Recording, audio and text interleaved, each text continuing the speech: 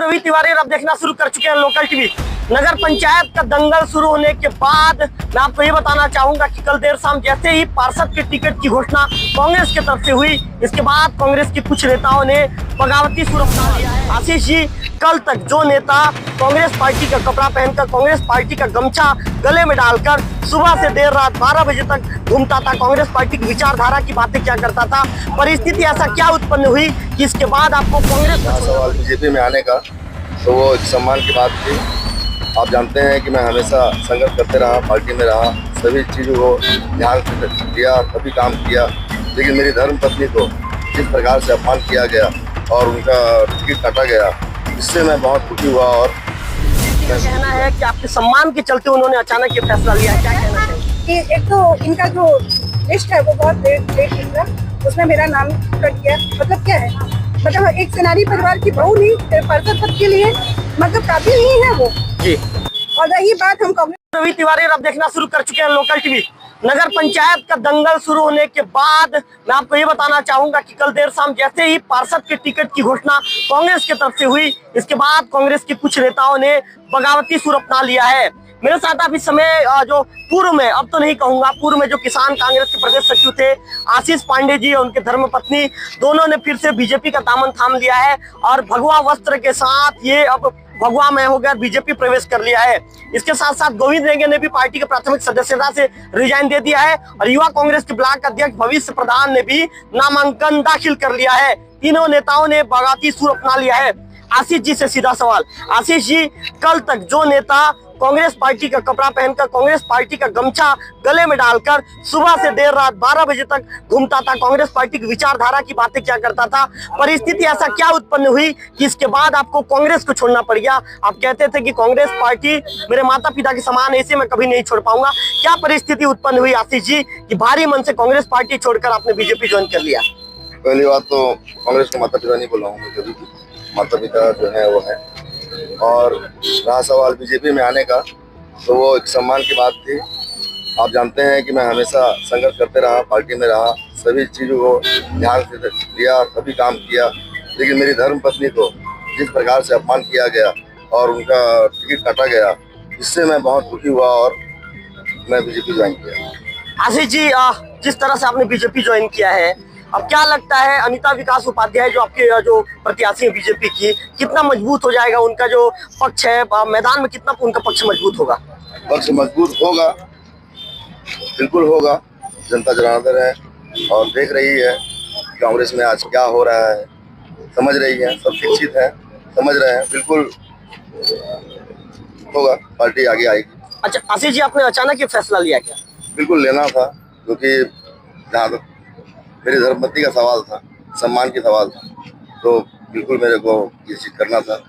भगवान राम तो लंका पहुँच गए थे नारी के सम्मान के लिए, अपनी पत्नी के सम्मान के लिए, मैं तो पार्टी गया हूँ।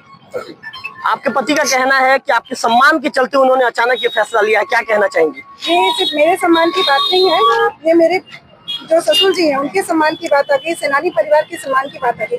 जब इन्होंने कहा कि हमको चुनाव नहीं लड़ना है, तो जानबूझ के हमको प्रेशर दिया गया विधायक महोदय जी की तरफ और कुछ वरिष्ठ लोगों की तरफ से कि आप फॉर्म भरिए और जीत की हम बधाई देते हैं, शुभकामनाएं देते हैं। वो अपनी तरफ से घोषणा कर दिए, हमने फॉर्म भर दिया कांग्रेस में और चुनाव प्रचार भी चालू कर दिए। जब हम चुनाव प्रचार में जा रहे हैं तो उस टाइम पे हमको मना करना चाहिए ना कि भाई कुछ भी हो सकता है, उथल पुथल, आप रुक जाइए जी।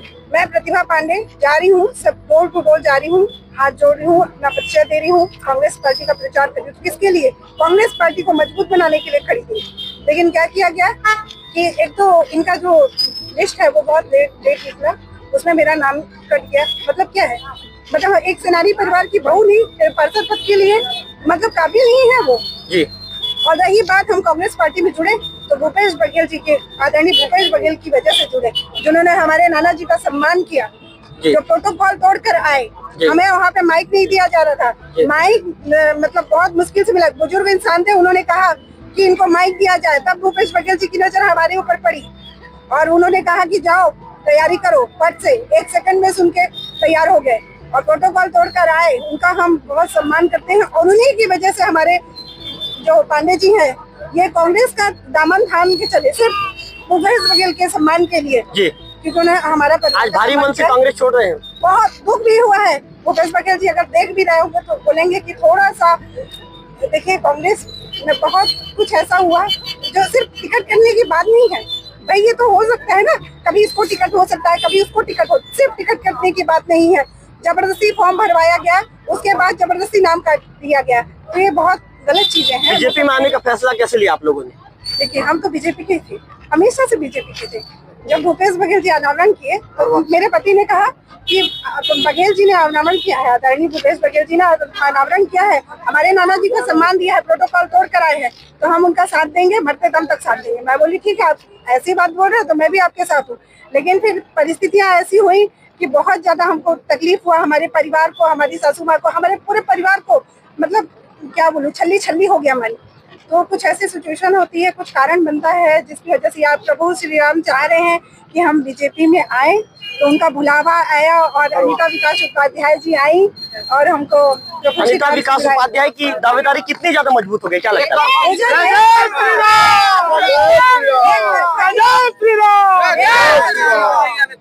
मंडल अध्यक्ष जी से अंतिम एक सवाल ले लेता हूं। मंडल जी, क्या कहना चाहेंगे? कांग्रेस के दो नेताओं को आपने अपने पाले में ले लिया, पहले वेणु डोंगरे को भगवा में कर दिया, इसके बाद आज आशीष पांडे जी प्रदेश स्तर के पदाधिकारी थे, उनके धर्मपत्नी, दोनों को आपने भगवा रंग में रंग दिया। क्या कहना चाहेंगे? जिस तरह से आप नेतृत्व कर रहे हैं, आपके नेतृत्व क्षमता को लेकर कई तरह के सवाल पहले खड़े होते थे, लेकिन अब जो आपके विरोधी भी कहीं ना कहीं चुप्पी साध गए हैं कि आपने कांग्रेस के दो नेताओं को अपने पाले में ले लिया, क्या कहना चाहेंगे?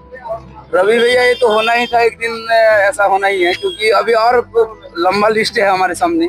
कांग्रेस के अच्छे अच्छे दिग्गज, ये तो हमारे संचालक है देवोक के, वेणु भैया और हमारे आशीष भैया, तो यहाँ देवोक के नाम से चलते हैं, जानते हैं आप।